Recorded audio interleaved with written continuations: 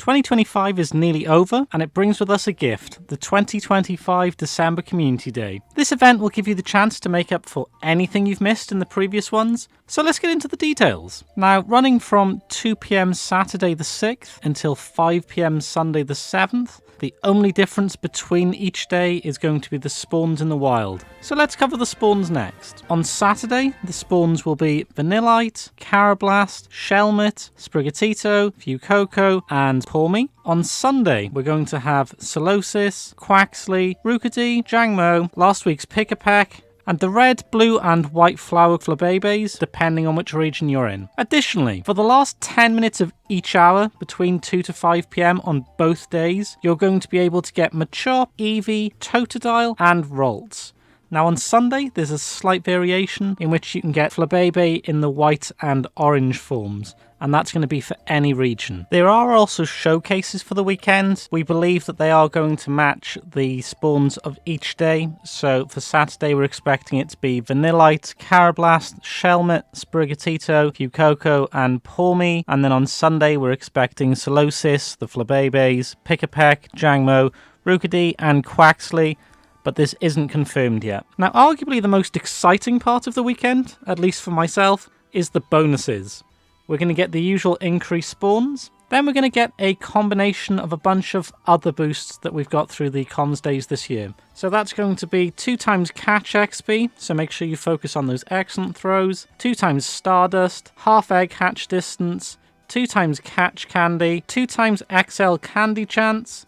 There's 3 hours on incenses, excluding the daily incense, 1 hour lures, 1 additional special trade, which is actually going to take us up to 3 per day, now that we're in a season with 2 a day. And trades are going to cost 50% less Stardust until 9 PM on Sunday. So when it comes to Sunday, you're going to want to get the trades done before 9 PM. I would also say if you wanted to trade for new shinies, weekends like this are the time to do it. It's going to be half off, far cheaper, especially if you're paying 40,000 for a shiny. When it comes to field research tasks, they're just going to have the same numbers as they had in the previous comm days. I'm not going to list them now, but these can be very easily looked up. Additionally, there's going to be a paid special research, and that's going to contain encounters from the comms days and the comm day classics from 2025, 1 elite charge TM, 1 elite fast TM, 1 rocket radar, and more.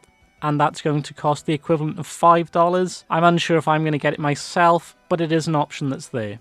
Okay, so the Community Day moves are something I want to particularly cover. So during the December Comms weekend, we're going to be able to get the Comms Day moves from both the Comms Days and the Comms Day Classic in 2025. So I'm going to go through those moves quickly, and then you can make a decision on what you want to evolve to get. It's entirely up to you what you want to do, but here's at least my feedback. So first, from the Community Day Classics, we have Machop. The move for that's going to be Payback. It's only really going to be good for PvP coverage. Overall, it's skippable. Then we have all of the evolutions. So Eevee gets Last Resort. Again, I think you can skip that unless you just want to collect it. Umbreon learns Psychic, which is a huge improvement for PvP, I understand. Sylveon will get Psyshock, which is also an improvement for PvP. Espeon will learn Shadow Ball, which is an improvement for a budget Psychic Raider. It's never going to be a Mewtwo, but it's an improvement all round. It gives it more versatility, basically. Vaporeon's Scald isn't really an improvement. Jolteon learning Zap Cannon is an improvement, but from what I understand, it's niche use in PvP. Flareon's Superpower is again an improvement, but it's niche. And Leafeon's Bullet Seed is just a poor move. So then we have Feraligatr learning Hydro Cannon. Essentially, it's just an excellent move. It's going to improve it in all ways. It's going to be better if you wanted to use it in raids. It's going to be good for Shadow Feraligatrs. It's going to be good in PvP. Overall, one of the ones you want to get. Gardevoir and Gallade will learn Synchronize. Again, a very meh move. You can skip that. So then we move into the 2025 Comms Day Pokemon. Solosis Evolution line will learn Charm. It's a great move, but the family line doesn't really have the stats to back it up, so in my opinion it's a skip. Vanillite's family will learn Avalanche. Again, I love the move Avalanche. Doesn't really have the stats to be viable. Shelmet's family line will learn Energy Ball. Again, underwhelming.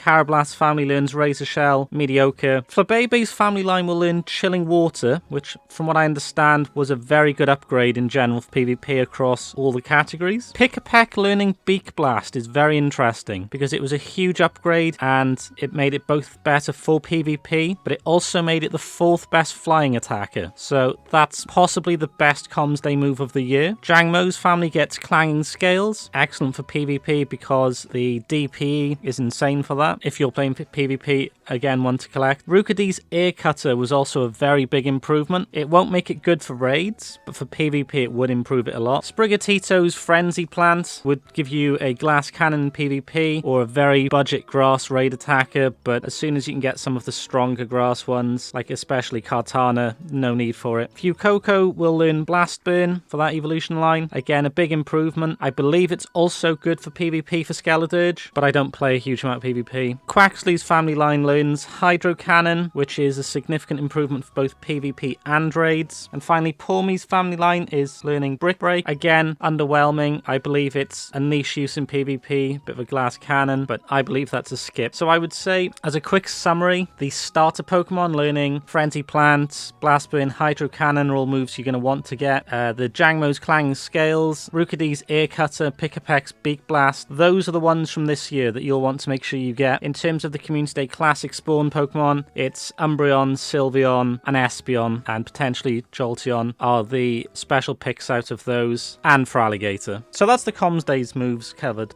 Overall, while holding this event 1 week after the November Comms Day is criminal, my storage is still crippled. The December event combines a bunch of the other boosts to give you a weekend to catch some of the shiny or the hundos you've missed this year. So make sure to prepare your storage and item space in advance. You're going to want to make sure that you can play as much as you want to, but most importantly, have some fun. Now, if you like this video, feel free to like and subscribe, or why not give another video a try. But until next time, guys, peace.